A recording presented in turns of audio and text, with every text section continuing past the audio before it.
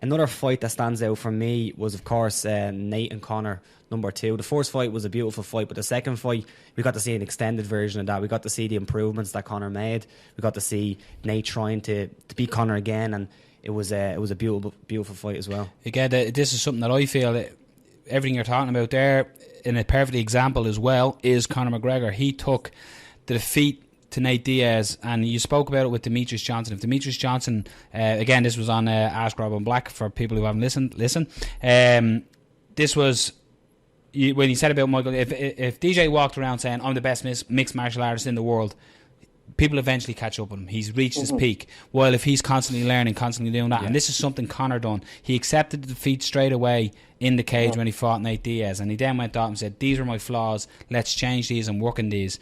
And fight number 2 again was a standout fight of 2016. I think as much as they happen in different years. The first one was December of 2015. Yeah. Yes. Was it 196? Was it early? I think it might have been earlier in the year. Yeah, maybe. Right. Yeah, because now the weeks and the months all blend into each other. Yeah, because Aldo was December. Yeah, that's right. Yeah, so it would have been probably March. I'll get it here. So they were both in 2016. Yeah, both in 2016. Yeah. Look at that! Look at what that guy did. And now, you're right. Aldo, whether it was 194 or 196, the numbers are relevant. Yeah. I was in was December, and I was in Vegas for that. Yeah, me too. So between March, that December and whenever he just fought Eddie, what was that? Late October, early November. Yeah. So in 11 months, he knocked out the featherweight champion of the world and took that. Ended the year with knocking out the lightweight champion of the world with immense growth. And I actually haven't gone back and broken that fight down from my perspective yet, as much as we've talked about it thousands of times. There are interesting things in there that I've drawn for comparison of where he was before to where he was in that fight. So he knocked out both 2 of the greats ever in 2 weight divisions, and in the middle, lost a fight which exposed some little cracks in his armor that existed, that he didn't know existed or wasn't fully aware existed. Then that allowed him to go back and fix them and then come back and avenge that. And in those 11 months, he fought at featherweight, twice at welterweight, and at lightweight, taking 2 of those belts, knocking out 2 of the greats ever. That's pretty fucking mind-blowing when you think about it. But he would never have beaten Eddie the way he beat him, and he would never be who he is today if Nate hadn't found those holes, believed he knew them, he did know them, and then pushed through all the fire to get to the point where he could make that knowledge work. That was Nate Diaz earned that. He did it brilliantly, and he'll have that forever, and he should. McGregor benefited from that because until you go back and say, he didn't say, "Oh man, I got gassed out," or my weight cut was bad, or "Oh, he was too big." He did mention his size because that is legit, but he didn't blame it because if he blamed it, say he'd get him down to 55. He said, "I want the same exact fight. I just have to change me." That was brilliant. It really was, and it's hard to talk about Conor McGregor. Easier with you guys over there in Great Britain because you get it. But there are people in the world that, they don't want to hear it. They're frightened when they see somebody, especially somebody who comes out and says, "I'm just like the rest of you. The only difference between me and the rest of you is I work my ass off. You sit around, talking shit about me." That's a hard thing to admit. If you're sitting around and you don't really enjoy, your life isn't the way you wish it was, and you see people like that, the truth is that's on you. And McGregor flashes that light right back at people. And that's one of the reasons they don't like him. Some people don't like him. And so when you point these things out, people look for other explanations. But the best explanation that you can find is if you have focused hard work and you set small, achievable goals and constantly improve and grow, you'll have a better life. That guy's walking around showing that off, and not everybody wants to see that. He only tweeted today a picture of him with all his cars with his hands up outside a mansion saying, "I guess some of you motherfuckers hate me." Something along them lines. I can see why you fuckers hate me. He's living the dream. This you have to remember here in Ireland. The Conor McGregor before he went to the UFC was on what we call the doles, which is work benefit payment. So he goes and knocks out Brimage and says 60 G's baby, and now look at him. The guys are walking, talking to him in there. That's the thing that the best fighters do. Every one of the best fighters in the world has lost. They have lost. They really have. And Conor, Except for Mayweather. Yeah. But even if you look at Conor, he lost back in the day to Joe Duffy. Yeah. He made improvements. He lost that time. He made improvements. Anderson Silva lost to Rio Chonin with a leg scissors heel hook, and he made improvements. Everyone loses. So a young fighter losing, it's not a problem. Yeah, well, if you wonder what I'm doing, I was getting a plug because the thing just said my computer. I just wandered through, grabbed it, and came back. It's true.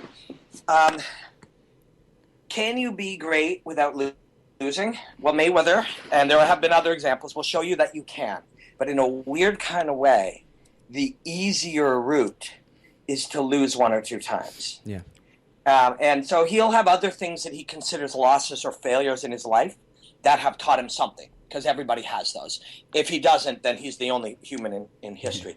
Loss and failure and not being able to come through. If you look for your blame, if you look for your role in that, and you point it back at yourself and say, I lost because I wasn't good enough here, here, or here, you then can say one of two things. Okay, so I'm not good enough, I guess I should stop. Just quit and do something else. But the better one is to say, okay, so how do I get better at that? How do I improve that? How do I make that not a flaw? And then, if anything, later, how do I make that a strength? I'll tell you, when McGregor fights in the future, it doesn't matter. People who have a fixed mindset and don't understand growth will be like, McGregor will get tired late in the fight. I'll tell you, he'll turn that into a weapon now because he's learned about it. He's learned that having an understanding of how your energy system works, your energy as it's expressed in a fight is a limited but renewable resource. So the limit, he will raise the limit of the amount of energy that he has to use, and he will raise his speed and efficiency at renewing that. Those are the two things he did. He worked on both of those and accomplished that for the second fight. And so you heard Coach Kavanaugh say at one point, it's like you can lean up against him and rest. That was something they'd worked on. That's renewing that resource, right? So having more of it is one strength accomplished. Using it more efficiently, something else he accomplished. That's the first thing he identified. I was inefficient with my use of energy. We got to learn how to use it efficiently, and then how to renew it better and faster, more efficiently. So all of those little things can be improved slightly once you spot them. So and Coach Kavanaugh was saying to me on the podcast, he's like, by the time we went into that fight, I could say to McGregor after a 6-minute round, what's your heart rate at? And he'd say 154, and he said I would take his heart rate and be like 153 or 156. He was bang on. Crazy. He understood his body, so self-awareness was going. These things all are real. And the crazy thing is, McGregor's biggest strength is his belief that if you focus your energy, you make improvement, and his understanding of how to do that and how to focus that. How to optimize it, same thing. We're finding multiple ways to make that increase. I'm better at focusing it now. I'm better at use of it now. His practice is more deliberate. Max Holloway was saying that to me. He's like, it isn't just practice. I don't show up in sweat. He's like, I practice with a purpose. I learn with a purpose. So that becomes better. And that's basically McGregor's real strength, is his complete knowledge that if you identify something and focus on it, you'll improve it. Probably his biggest stress in life is now that he knows it, there's too many areas he'd like to improve. Yeah. And you can only do a limited amount at a time. Now, maybe that grows. Maybe you can do more things, improve in more areas at a time as you get more optimized in improvement. But for most of us, you can improve one or two things at a time. So, and there are some things that, upon improving them, help with everything. If you improve your ability to schedule your life and use your time more effectively, that improves everything. Suddenly training is better. Suddenly rest is better. Suddenly diet is better, So there are grand areas of improvement that you can do. But this is what McGregor's done. This is what a young Max Holloway is doing. This is what Demetrius through Matt Hume is doing. This is what the best are doing.